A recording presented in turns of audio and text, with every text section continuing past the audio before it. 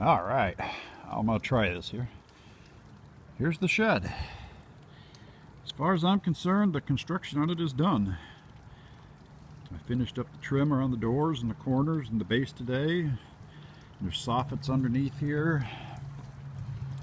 Hard to see, but they're all finished out. Keep the birds out. This sucker is 12 foot square and it's 12 foot tall to the center. She's mighty tall. Sitting on railroad ties that are sunk in the ground. Made this bottom trim and notched it out around where the imperfection in the ties were, or where we didn't get them quite level with each other. But it's got expanding foam on the inside all around it. Got this ramp to drive the lawnmowers in and whatnot. Might have to do something out here at the edge, but well. Inside, 12 foot tall up there to the peak. Put that loft in there. Actually might extend that down another 2 foot this way at some point, because that's all the flower pots up there that we have filled every summer with flowers and veggies. And then there's miscellaneous and hose and whatnot. My aerator and my dethatcher up there and hose. I still got to get all this sawhorses out of here back to the garage, and then I got to get that stuff in there. There's a shredder down there. My tiller's way down there. There's the old shredder. All that's got to go in, and then my motorcycle. It's going to go in here for the winter until I get a chance to get it running again, which probably won't be till spring. But it all should fit. Put that little bench in just for the hell of it. Now we got stuff stacked on it, all the tools and whatnot. These are LED shop lights. We got them for 25 bucks each at Maynard's. And they say they'll come on down to -20, so it works for me. And then roll-up door. Gonna build just barn doors on it, but hell, this was only 250 bucks for this roll-up door, complete. Bada bing, done. Jade helped me with it, fire main, to those of you who don't know. Mainly, or a lot of it, she helped me with the roof, because that's definitely a two-person job. All them shingles and whatnot. Every one of those has 4 nails in it. We still got to put a little flashing cement there in the eave and up there on the edge above there. If the weather cooperate, we'll get it done. But overall, let me walk backwards here if I can.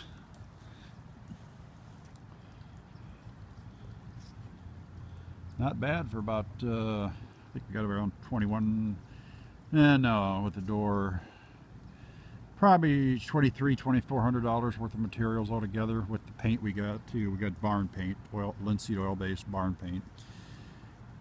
All the wood, all the bare wood trim will be white, where it's tan on the siding. That's going to be barn red, and I guess we'll leave the door white. So, and then I don't know if you can tell, the shingles are a shade of green. So yeah, I've got to get primer on all this bare wood. Siding's already pre-primed, but I want to put a little primer on where the screws are. And then those vents up there, there's octagon shaped covers that go over those, which I'll put on last. And now it needs weathervane for under roof. There's my windmill, which I need to repaint because it was powder coated. This thing's only 3 years old, and see, it's all paint's all dulled up. That should be shiny and should have red on the tips of the blades and on the tail. Unfortunately, you can't move it because it's cemented in the ground down there. And there we got double outlets in here, hooked to a 20 amp ground fault circuit interrupter breaker over there in the garage. I got 100 amp service to the garage separate from the house, and then this has a 20 amp line, runs out underground to here and then runs over into the shed, because the only thing in the shed really is those lights and a couple of outlets, because I don't plan on using this as a workshop. This is just a storage shed, which people say, oh, why'd you spend $2,300 and all that work on it? Well, You see that little tiny shed down there at the end by my neighbor's garage? That thing's only 7 foot square and 7 foot tall. And we had to get all this crap in there last winter. And you had to stack and Tetris and stack and Tetris and stack, and it barely fit then. And I did not have that gray shredder over here. I didn't have that last year. I had the red one that's behind me. But it's seen better days. And I got this gray one here for $130 or so not too awful long ago. And I tell you, for shredding this kind of stuff here, plants and leaves, this thing works great. That one down there, I sharpened the blades in the chipper, but the shredder part, the blades are about shot. I turned them around and put the sharp sides out, but the plate that everything's supposed to run against in there to shred is it got out of whack somehow and hit the blades and it broke. So I need to make a new one sometime or buy one. But I figure we use that one for shredding up branches and stuff, because you see there's a pile of wood down there in the corner, and we tried to trim a lot out of that giant walnut tree there to get the shed in where we needed it. And I don't know if you can see through the fence back there's that newer area that I garden. That lot there is about 15,000 square foot. It goes from the center of that tree line back there down to that far house, and then up here to this that wood fence is ours.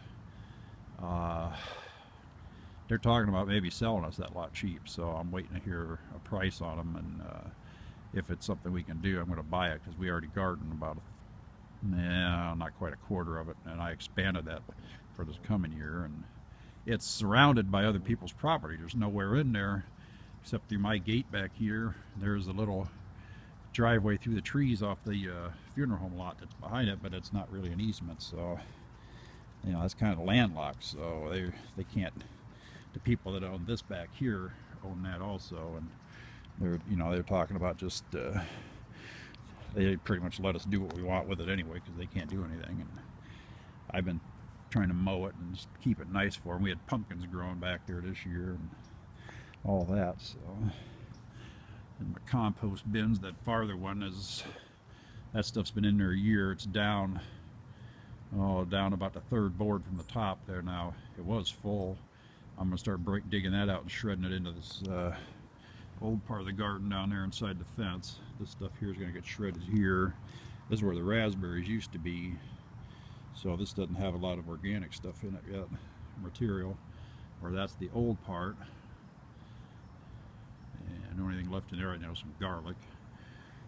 And then down here, asparagus and rhubarb, a couple zucchinis that kind of sort of survived the frost the other night.